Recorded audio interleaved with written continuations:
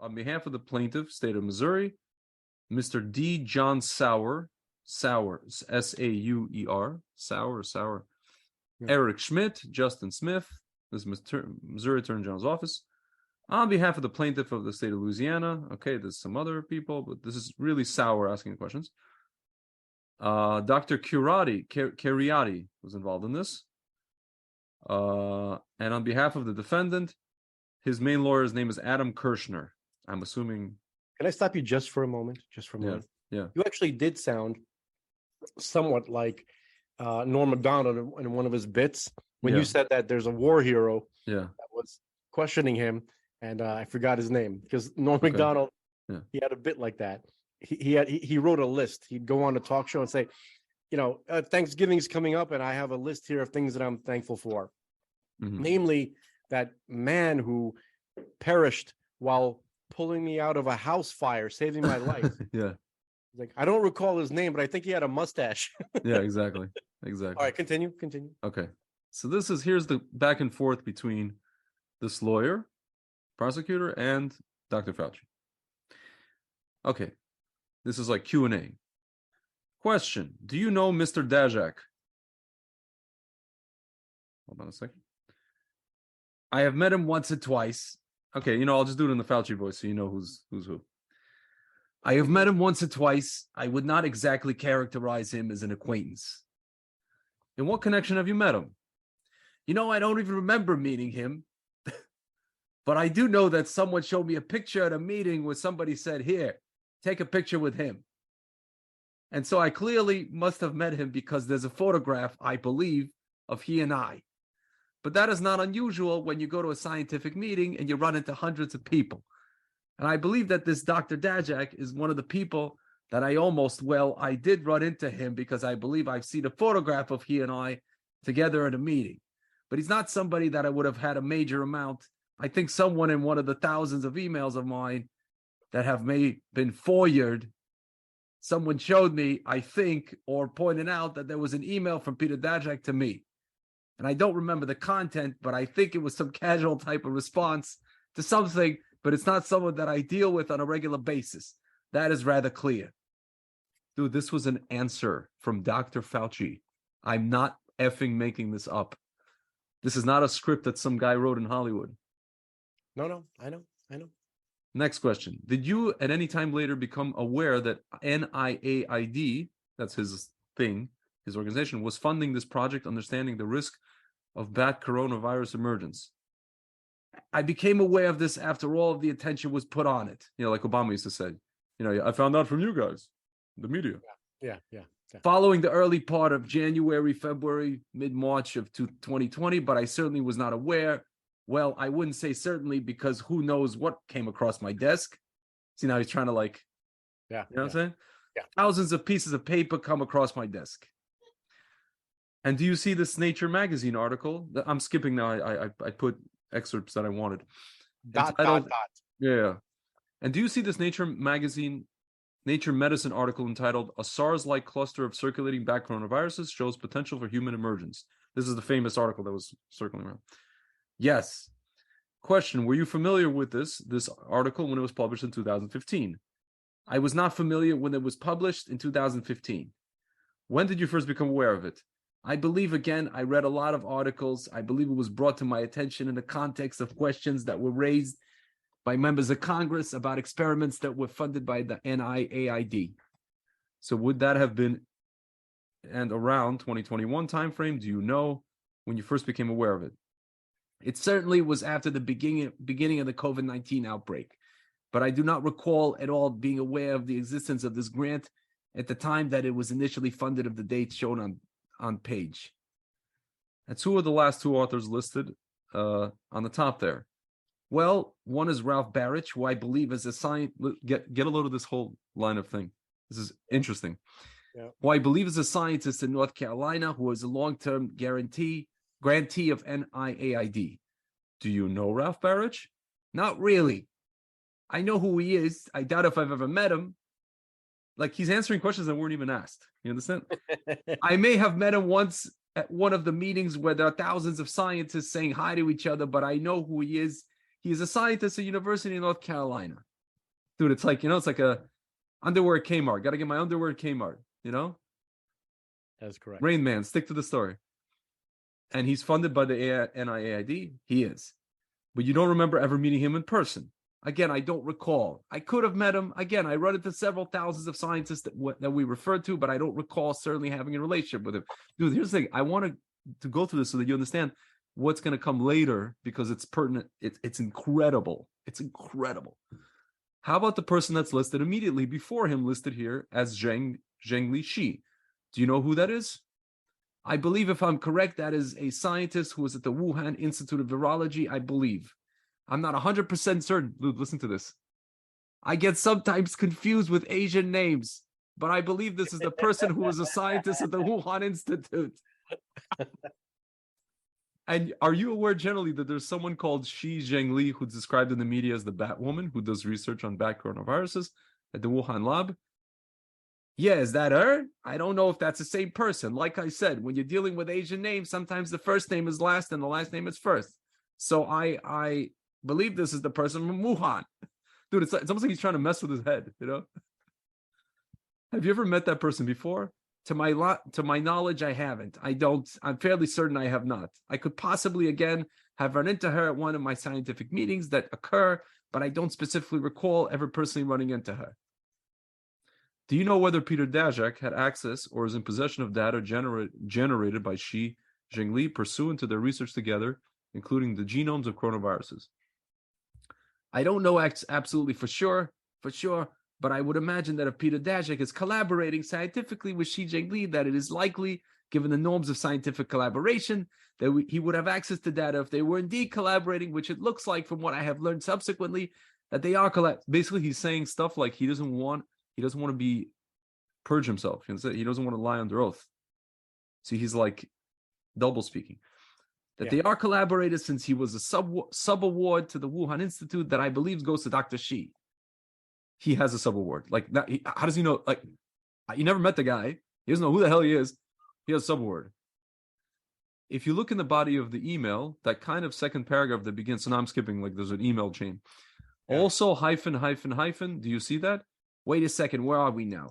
Well, kind of very close to the top, kind of a text cluster that begins also when talking about Cove, not necessarily in this venue. Do you see that? No, I'm really sorry. As a placeholder, looks good. That's the first paragraph. Also, okay, we're talking. I got it. And it says, and Greg, Mr. Folker says to you, we have on our team, and then in parentheses, Vincent and folks we fund, Peter Daszak, Ralph Barrage, and Ian Lipkin, etc. Quote, probably the world's experts on non-human coronaviruses. Do you see that? Yes. Do you know what he means when he said that these people are on your team? Does he mean that you fund them? I think he means, I'm speculating. I don't recall this email of January 27, 2020. But my speculation is that what Mr. Folkers was referring to were people that were in our group or that we know and are colleagues of ours. I mean, Peter Daszak, we've already mentioned, is a grantee. Ralph Barrich is a grantee. Ian Lipkin is a scientist at Columbia Public Health. I believe Vincent, though I don't know, could possibly be Vincent Munster, who is a scientist who employed by NIAID. And I believe that's what Mr. Focus was referring to when he's saying, we're talking about COVID. These are people who are well-versed in that area. This is all real. Yep. Do you know Ian Lipkin? I do. Is he a grantee of? I believe he is. I mean, he is a well-established scientist in New York City at the Columbia School. I believe it's the Mailman School of Public Health. Dude, these people have all this information in their head, like on demand, okay? So when they say, I don't recall, okay? 2 paragraphs down, it says, NIAID, quote, has funded Peter's group, referring to Mr. Daszak, for coronavirus in China for the past 5 years through an understanding the risk of bad coronaviruses emerge, correct? And then the grant number. Yes, I see that. And that, I take it, would be the grant that we referred to earlier in Exhibit 2 with the same title, Understanding the Risk of Bad Coronavirus Emergence. I'm looking at 14, Exhibit 2, and the title is Understanding the Risk of Bad Coronavirus. He's like repeating what the guy said. And that is the quote that is here, and the grant number is 1R01. Let me ask you this. I don't need to hear the grant number. Can I just ask you? Well, I'm just trying to make sure that I'm referring to give you the correct answer which is the question you asked me, is this referring to this? And it looks like the grant numbers match and the titles match. So my answer to your question is yes, they're referring to. Do you recall that grant being placed on your radar screen on January 27th of 2020? Based on this email, it looks like Mr. Folkers has at least mentioned it, but I wouldn't characterize that as being, quote, put on my radar screen to the point of garnering my precise attention to it. Let me finish reading the email. It says, that's now been renewed with a specific focus to identify cohorts of people exposed to bats in China and work out of getting sick from COVID. Eric Stemme is the program officer, and the collaborators include the Wuhan Institute and Ralph. The results of the work. Yeah, I mean, this was likely the situation where when the idea of an outbreak in China was brought up, or the coronavirus, that my staff thought it would be important for me to understand just the kind of things we were doing. And I think the important sentence in here, which is relevant, is that the grant wanted to identify cohorts of people exposed to bats in China. And the reason for that is wanting to see if there was a possibility of spillover from bat viruses to humans that might or might not be related to SARS-CoV-2. I believe that was the intent of this brief talking points, if I'm not mistaken. Do you know what that attachment was? It's not included on the email. You know, it says SARS, Barrett, Shi, et al. Nature Medicine. It could possibly again, I don't know for sure, but it's certainly consistent with it being exhibit number 4. And that is a 2015 article? Right. Co-authored? Right. In part by Ralph Barrett and Shi Zhengli that we talked about earlier? Right. Do you recall attaching that particular exhibit to this email to Hugh? I can't say that I recall that particular, but it is certainly consistent with that because the attachment title is Barrett, Shi, Nature. He's basically trying to say, like, I have Alzheimer's and I'm sorry I did this. Yeah. So it certainly is consistent with, and maybe likely that that's what I was referring to. All those things look consistent. In other words, that Exhibit 4 is a Nature Medicine article, correct? Exhibit 4 is a Nature Medicine article. And the two of the co-authors are Barrett and Shi that we talked about earlier. Correct, yes. And then did you describe it as a SARS gain of function article? Did you describe it as that? It looks like it was described as that. Do you know if you were the one who wrote that title describing that article? I don't recall. I'm not sure exactly why those words got in there. It was maybe something that was mentioned by Barrett. I don't really recall. That was some time ago. Do you think that article, it refers to the gain of function, or do you not recall? I don't recall. Do you know why you attached that article to this email to Hugh, your principal deputy? I don't recall, but I believe, and again, I would say I don't precisely recall, but there was some recollection or someone told you that, we do fund research in China, particularly surveillance research. I think you referred to it when you gave me one of the exhibits about the surveillance of what might be out in the community among bats. Like a bat shul, Yeah. And at my recollection, I brought to Hugh's attention saying we have to speak in the morning because I want to find out what the scope of what it is we are funding so I'll know what we're talking about. And that's what I was referring to when I said you will have tasks today to give me some information, because this was the first that I had heard about specifics of what EcoHealth and what other people were doing. And I wanted my staff to say, get me up to date. So that's what I meant by you have work to do. And you said that it was essential that we speak this morning, this AM, correct? Right. So you wanted him, and you said, keep your cell phone on, correct? Right, yeah. And the reason is that I know that we were going to have a phone call with the larger group of evolutionary. So he remembers that, virologist. And this is the first that I heard of what we may or may not be funding through EcoHealth and others. And I wanted to get a better scope of just what the terrain, of what we were doing in collaboration with different scientists. And that's why I asked him that question. Did you call Hugh's cell phone that day? I don't recall if I did. Do you remember talking to him at all that day? I might have, but I don't recall. Later in the email, you say, read this paper as well as the email that I will forward to you now. Right. What are the tasks that must be done today? I wanted to be briefed on the scope of what our collaborations were and the kind of work that we were funding in China. I wanted to know what the nature of that work was. Were you concerned at the time that the work that you had funded in China might have led to the creation of the coronavirus? I wasn't concerned that it might have, but I didn't like the fact that I was completely in the dark about the totality of the work that were being done, and I was going into a phone call with a larger group of established scientists, and I wanted to have at my fingertips just what we were and we were not doing. In the call earlier that evening, had Christian Anderson or Jeremy Farrar, these are like his assistants, raised this 2015 Nature Medicine paper in any way? I don't recall. How did you think of it? How did this, why were you at midnight, a little after midnight, thinking of this particular 2015 article? I don't recall.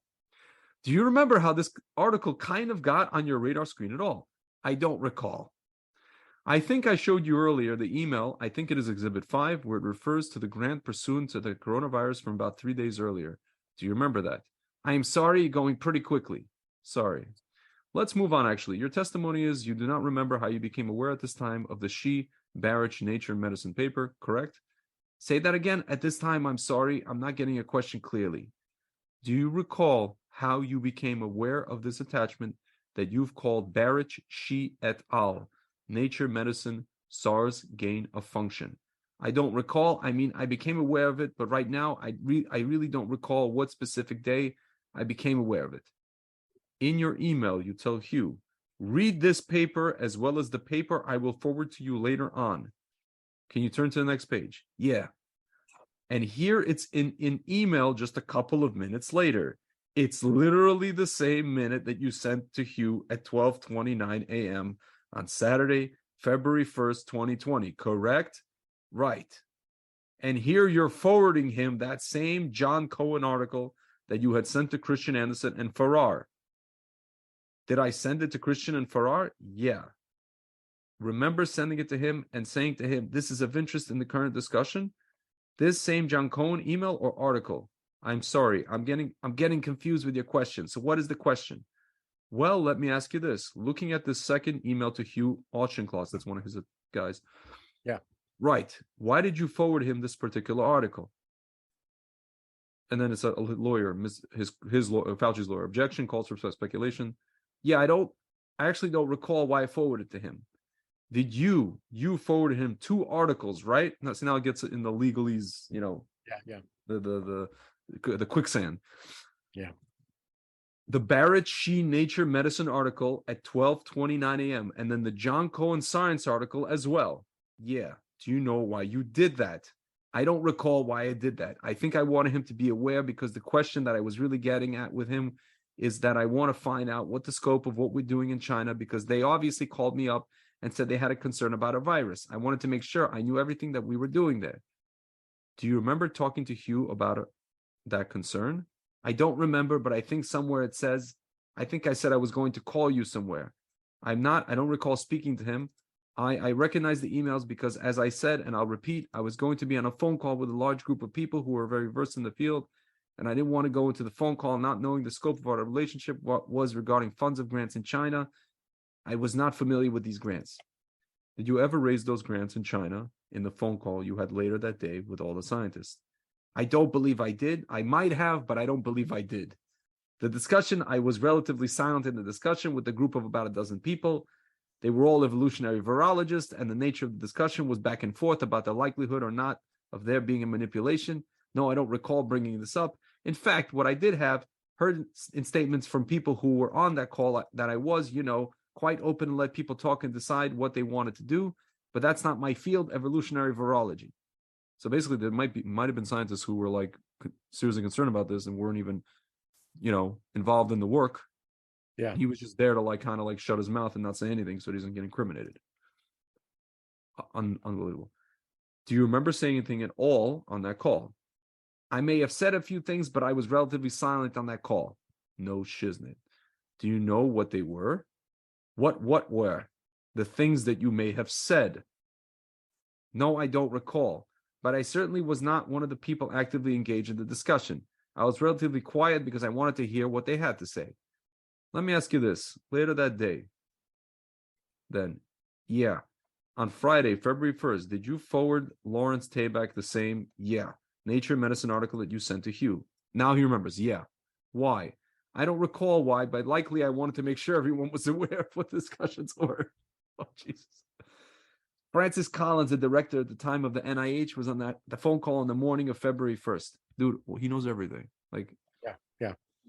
But that phone call happened in the morning, to your recollection. I believe it was in the morning. Are you sure it wasn't at 2 p.m.? I don't recall. If your official calendar reflects a call with Jeremy Farrar at 2 p.m. that day, that Saturday, would you dispute that? I don't recall when it was. If my calendar says it was 2 p.m., then likely it was at 2 p.m. I don't recall. Was Mr. Tabak on that call? I don't believe so. I know that Francis Collins was. I don't believe that Larry was, but he could have been. Were you sending it to him so that he could give it to Francis Collins? I don't recall. That is a possibility that I would have done that. Had you discussed with Francis Collins that day this concern about that you had discussed with Francis Collins that day, the possibility that NIAID had funded research in China? I don't believe so. I mean that we funded research in China. Well, everybody knows we fund research in China. More specifically, had you discussed with Francis Collins that day an issue that you may have, that NIAID may have funded coronavirus-related research in China?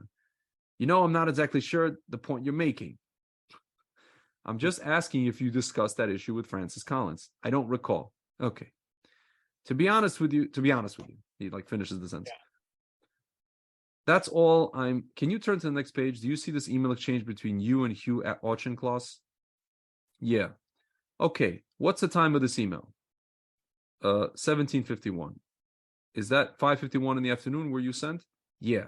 And then you respond in the email that he sent you at 11:47 a.m. that morning. Is that correct? Hugh emailed you saying, the paper you sent me says the experience would perform before the gain of function pause that have since been reviewed and approved by the NIH. Do you know what he was referring to when he said that?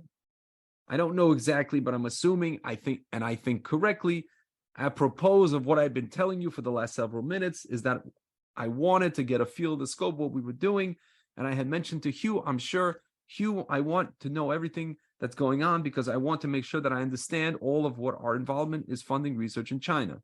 And Hugh's response was that he looked at it and he said everything has been reviewed and approved by NIH. And Emily, who is Emily Airbuilding, is the director of the Division of Microbiology and Infectious Diseases. And she would have been the one who was the closest to ground and understanding what we were doing in funding in China. And it says, Emily is sure that no coronavirus work has gone through the P3 framework, which means that it did not rise to the level of concern to get the extra approval of P3CO. She will try to determine if we have any distant ties to this work and above. All of these sentences and statements are compatible with what I mentioned to you a couple of times now, is that this being the first time I had heard of this, I wanted to be briefed as to the extent of our involvement with funding in China. Now, then I go into, this is telling. This is the part where it's telling. Question: were you ever concerned about what people would be saying? This is a social media aspect. On social media about the origins of the virus. I'm concerned about, there being misinformation or disinformation that would interfere with our trying to save the lives of aka murder people throughout the world, which happens when people spread false claims, including about the origins of the virus specifically. I mean, I think there's a lot of discussions about the origins of the virus, and we've got to keep an open mind about that. You mentioned that you're concerned about misinformation, disinformation about the virus spreading. No, I didn't say that. Okay, that's not what I said. What'd you say? I said misinformation, disinformation, and misinformation can be that. And misinformation, listen to this, can be that Bill Gates and I put a chip in the vaccine which prevents people from getting vaccinated and perhaps lead to their losing their lives. That's what I get concerned about as a physician and a scientist, that misinformation or disinformation can lead to a loss of life. And I'm a physician and that troubles me. It's actually not what we're saying. We're saying you put the stuff in the vaccine. Let's say it prevents people from getting vaccinated. And it troubles you that those kinds of claims are being made on social media in particular. I didn't mention social media, does it? I mean, that's part of the way information is disseminated. Do you see that? Where I say, and so many people on the threat of further distortions on social media, yeah. Were you concerned about the further distortions on social media? Well, the day after the conference call, I guess I was. I said it here in the email that I was concerned about the further distortions. What distortions on social media were you concerned about? Was that the people expressing wild speculations and accusations, blaming the Chinese and talking about that deliberately or accidentally, which certainly is a possibility. There was no evidence of that at the time. And that's what I was concerned about. And I think we were all concerned about that because if you put this email juxtaposed against the statement of Jeremy about wanting to have a situation where we get down to the truth and people of good faith trying to figure out what was going on, certainly there are distortions in social media. Social media says I put a chip into the vaccine so that I can monitor people. That's a distortion. Yeah, you didn't do it. Bill Gates did it. Asswipe. In that same email, if you look down there, you go on to say immediately after the reference to further distortions on social media, and you say it's essential that we move quickly. Do you see that? Right. And then hopefully we can get to the WHO to convene, correct? Right.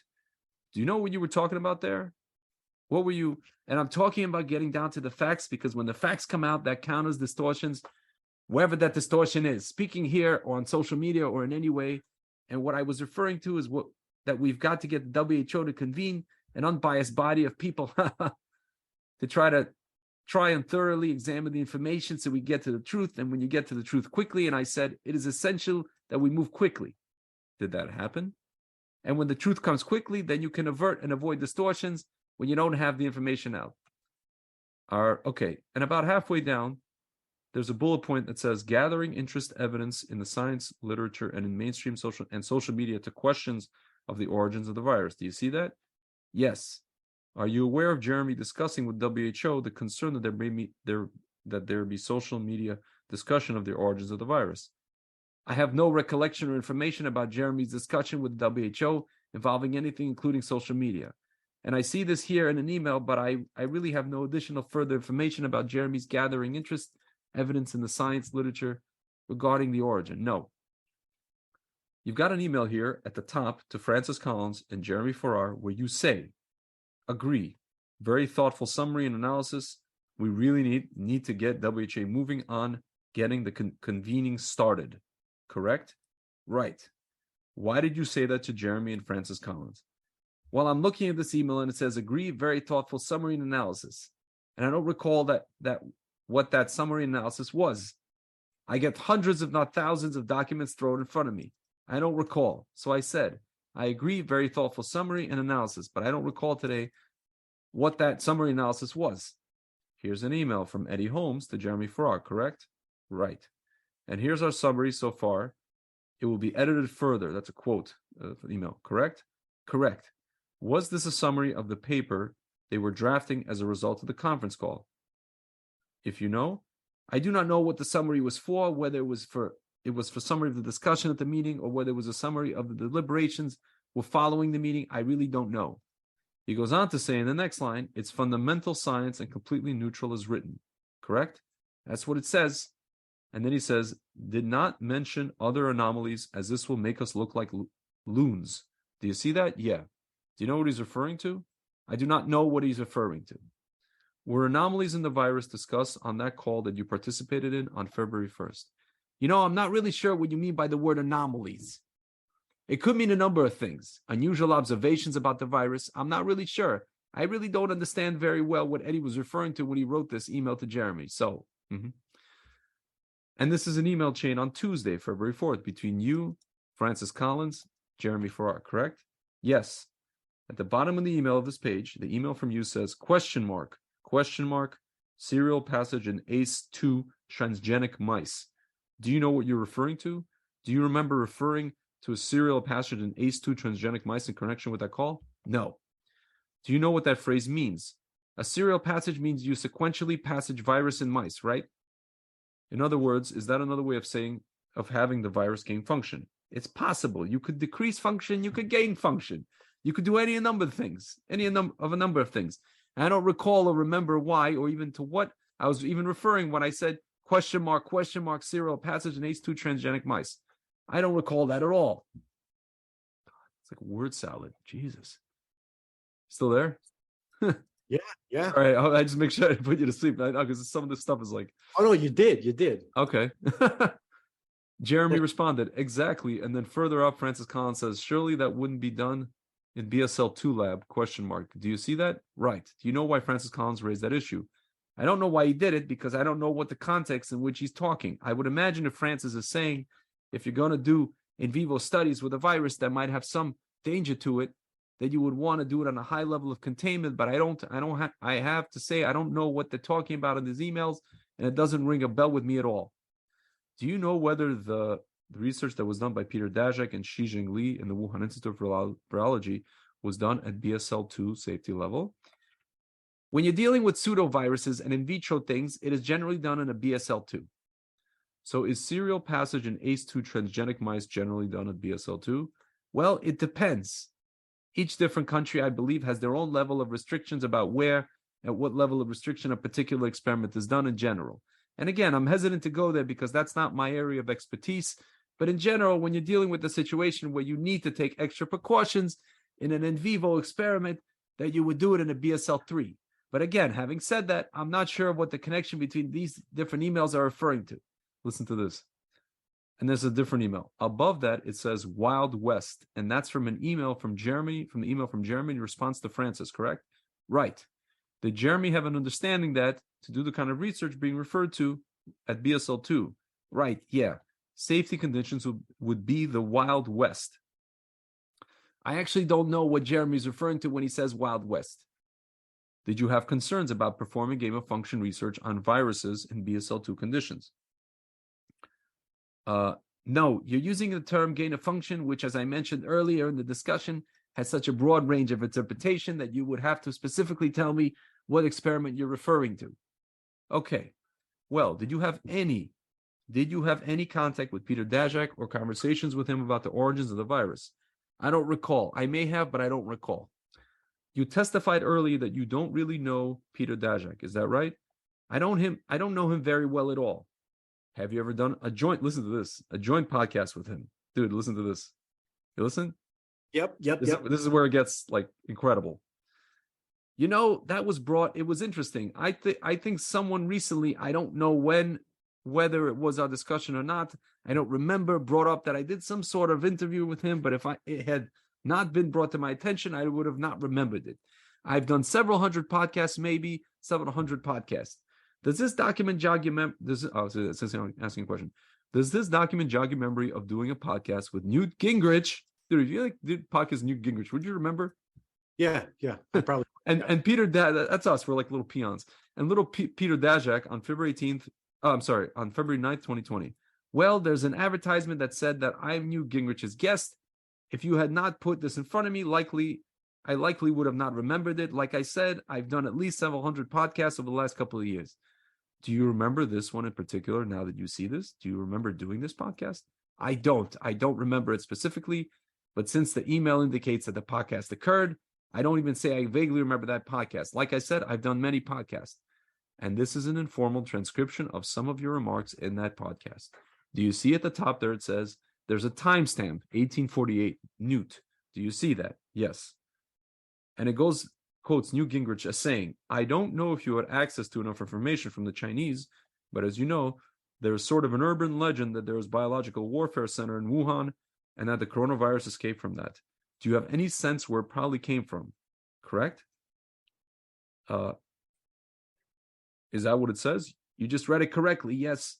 And then the transcript reports you as responding in 1906. Well, I think ultimately we know that these things come from an animal reservoir. I heard these conspiracy theories, and like all conspiracy theories, Newt, they're just conspiracy theories. Do you see that? Yes, I do. Do you recall making that comment on Newt Gingrich's podcast? I don't recall making it, but if this is the correct transcript, then it's clear that I made that statement, but I don't recall making it that statement. Do you recall thinking on February 9th that it was, quote, or that we know these things come from an animal reservoir?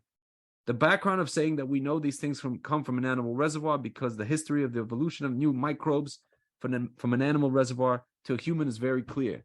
I could give you a number of examples, but one in particular to save time is that SARS-CoV-1, very similar circumstances to SARS-CoV-2, was for a while not knowing what it evolved, but it became clear that it went from a bat to a civet cat to a human. So very, very similar. There's a secondary rumor that there is a biological weapons laboratory in Wuhan, and it may have come from there. Is it your sense that it's almost certain that it came from an animal to human transmission? Do you see that? I do. And then the transcript quotes Daszak saying, all the evidence says that that is what happened. Is that right? That's what it says. It says Daszak, quote, all the evidence says that. He's like, repeats this thing. Do you recall Daszak saying that? I don't recall hardly anything about this interview since, as I mentioned, I give hundreds of podcasts. So I cannot say that I recall Daszak making that statement, though if this is transcript is correct, it appears that he has made that statement. It's almost over.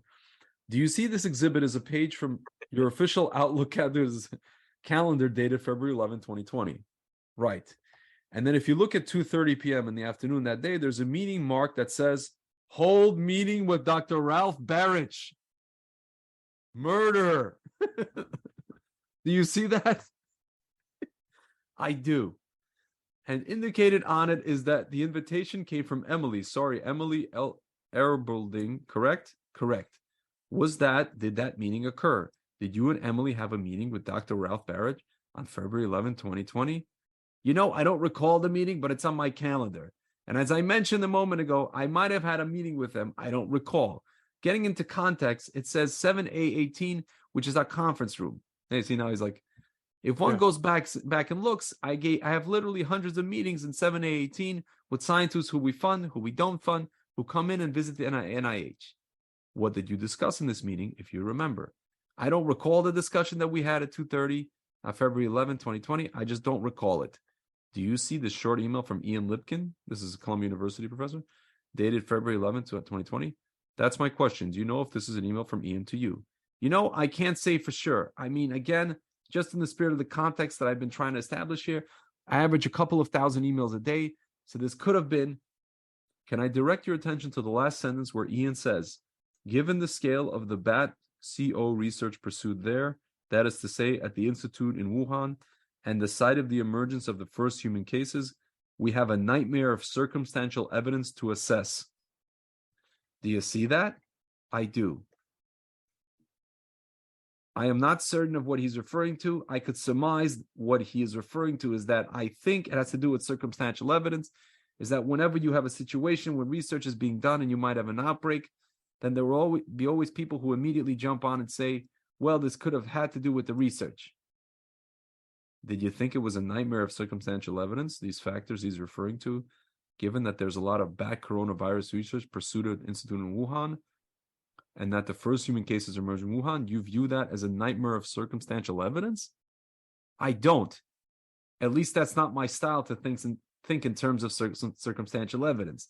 I think anyone who was involved in the field knows that when there's an outbreak, there's always a concern of how did it happen? What happened? And when you have an element that there is a research institution involved, there's always speculation that it has something to do with the research institution. I mean, we have been in situations where people question what's going on up in Frederick, Maryland, even though there's nothing going on in Frederick, Maryland, to my knowledge. That is of any concern that people always refer to as, oh, there's that kind of research going on. Would it be a nightmare if it turned out that, in fact, the virus had accidentally escaped from a lab in Wuhan?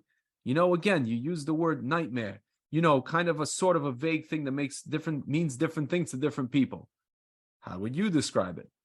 I mean, if I had to emphasize and I believe the evidence weighs much more toward a natural occurrence, even though you always keep an open mind as to what the origin and etiology is. Certainly, if that happened, then the purpose of knowing that is to try and make sure, looking forward, that those things don't happen again. The purpose of trying to determine the origin of an outbreak is to see what you can do, looking forward to prevent it from happening again, and it goes both ways. If it's a factual occurrence, then you want to make sure that you get a good animal-human surveillance. How about it was not a natural occurrence on the hypothetical, and it did, in fact, escape from the lab, and in fact, that the research that had created the virus was partially funded by NIAID? Would that be a nightmare scenario? Can you pick a word that would describe the scenario to your knowledge?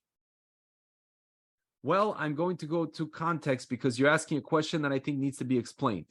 If you look at the molecular makeup of SARS-CoV-2 and you look at the viruses that were studied under the auspices and funding of the subaward to the Wuhan Institute, those bad viruses evaluated by anyone, even with a reasonable acquaintance with evolutionary virology, would tell you that given those viruses that they worked on, reported on, and published on was so far removed from SARS-CoV-2 that it would be molecularly impossible, even if people tried to manipulate them to become SARS-CoV-2, they wouldn't become SARS-CoV-2. So the idea of conflating research that's funded by NIH to look at in a surveillance way the bat viruses were circulating in that area, you can talk to any unbiased molecular virologist and you can say that evolutionary difference between these viruses and SARS-CoV-2 would make it essentially impossible to have those turn into this. And what happens is when you talked about lab leaks and the things you're referring to here, people are inappropriately conflate that with research funded by the NIH. And it's apples and oranges. Could something have, quote, leaked out of the Chinese lab? I've always kept an open mind that it's possible. Could it have happened by the experiments that were done and reported that were funded by the NIH? Getting back to what I said a moment ago, molecularly, that could not have happened. That's all I... Is that all? That's all. That's not all. There's 400 pages of this stuff, but that's all I copy-pasted just to get people a taste of this scum. Go for it, man. 400. Let's go. No. I think we're good here. Have you made your point? Yes. Good. I think I have. Why? I think I have. And now nothing will happen. So,